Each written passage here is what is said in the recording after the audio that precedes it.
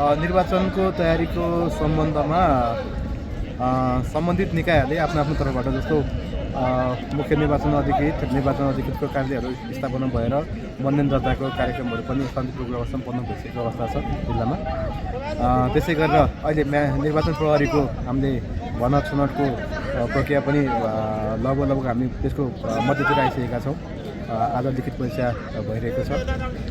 मतदान स्थलहरूको संवेदनशीलताको आधारमा मतदान स्थलको वर्गीकरण गर्ने काम पनि सम्पन्न भइसकेको अवस्था छ र हामीले सुरक्षाको केन्द्रबाट हामीले प्राप्त भएको मार्गनिर्देशनअनुसार आदेशअनुसार चाहिँ सुरक्षाको तयारीहरू चाहिँ हामीले गर्दै गरेको अवस्था छ। धन्यवाद। हाम्रो प्रतिनिधि सभा सदस्य निर्वाचन 2082 फागुन 21 गते हुन गइरहेको प्रतिनिधि सभा सदस्य निर्वाचनको लागि काभ्रेपलाञ्चोक जिल्लाभरिमा हामीलाई आवश्यक निर्वाचन प्रहरीको सङ्ख्या भनेको 2269 जना हो।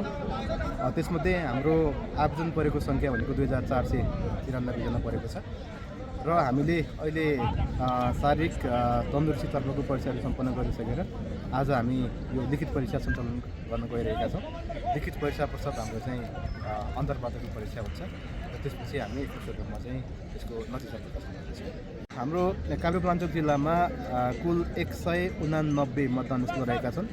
त्यसमध्ये 101वटा मतदान स्थलहरू हाम्रो सामान्य छ, 65वटा हाम्रो संवेदनशील मतदान स्थल छन् भने बाँकी रहेका मतदान स्थलहरू चाहिँ हाम्रो अति संवेदनशील मतदान स्थल हो।